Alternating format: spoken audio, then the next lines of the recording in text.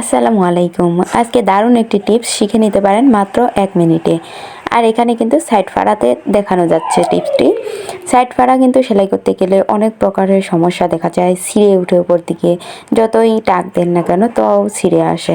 তো এখানে আমি একটি কাপড় নিয়েছি, আর কাপড়টি আমি একটু ভাঁজ করে নিয়ে দুই সাইডে করে এভাবে সেলাই করে দেব, যেখানে আমরা সাইড ফাড়াটা শুরু করি।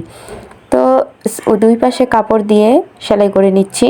আর সেলাই করে নেওয়ার পর সাইড ফাড়াটা যদি মুড়ায় সেলাই করে দেন তাহলে কিন্তু কোনোভাবেই ছিঁড়ে যাওয়ার কথা না।